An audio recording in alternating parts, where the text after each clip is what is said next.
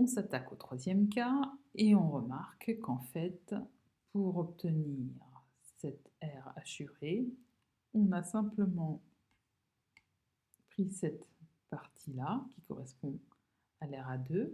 Ok, donc on a ça, l'RA2, et on a pris ce qui correspond à l'RA1, cette partie assurée en bleu.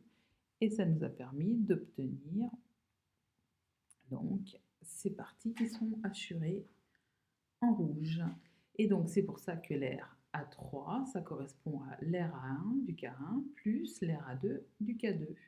Et donc je remplace l'écriture, donc là A2, tu peux voir ce A2 en vert, j'ai mis ici. Et pareil, tu pourras constater que pour A1, j'ai mis en bleu ce que j'avais trouvé ici. Et donc maintenant, j'utilise le fait qu'on peut permuter l'addition est commutative, tout à fait. Donc ici, pour ce terme-là, en fait, j'ai simplement mis le signe moins à l'intérieur de l'intégrale. Ce terme-là, il vient d'ici. Ce terme-là, je l'ai mis là. Et celui-là, il est resté en dernière place.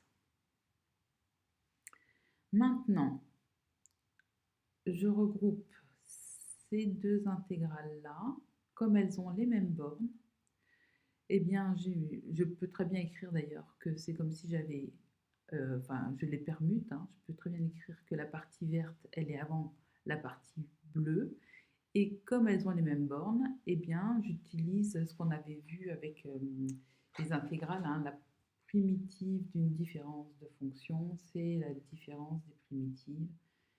Et donc, c'est pour ça qu'ici, je peux écrire cette partie-là. Ce qui est en gris, ça correspond à ces parties-là. Et là, le G de X, je l'ai mis à l'intérieur. Et le moins F de X, je l'ai mis ici. Et là, j'ai mis des parenthèses. C'est pas nécessaire, les parenthèses qui sont en gris, mais moi, j'aime bien parce que je trouve que c'est plus clair.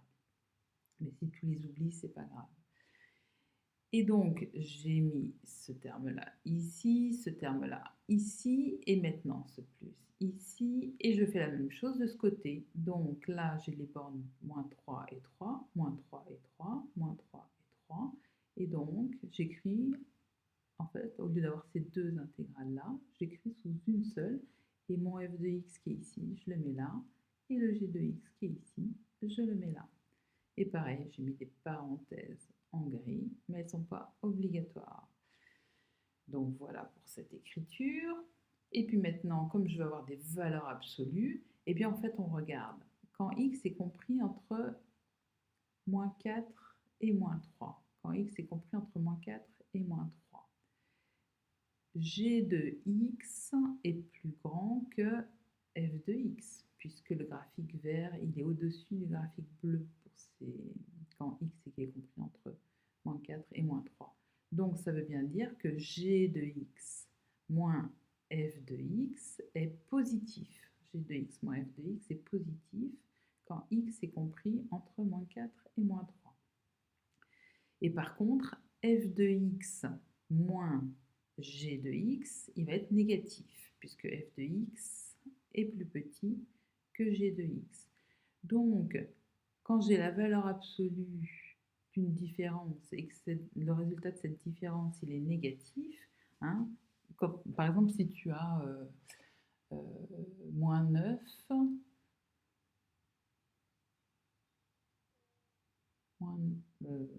moins 9, moins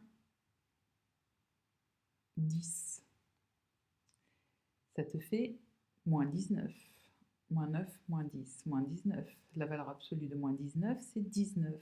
Et donc, c'est comme si tu disais 10 moins 9, ce qui nous fait 10 plus 9, 19. Donc, c'est la même idée ici.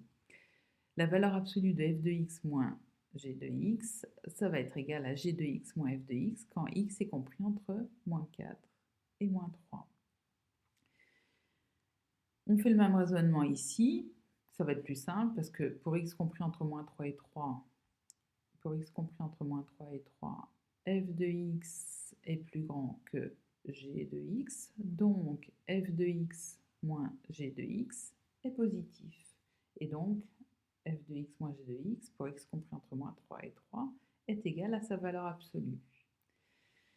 Donc on a pu écrire ce qui est ici sous cette forme. Et puis maintenant, on utilise à nouveau la relation de Chasles, puisque la borne supérieure qui est ici est la même que la borne inférieure qui est ici, et que sinon, on a la même chose là. Donc, on peut tout regrouper en une seule intégrale.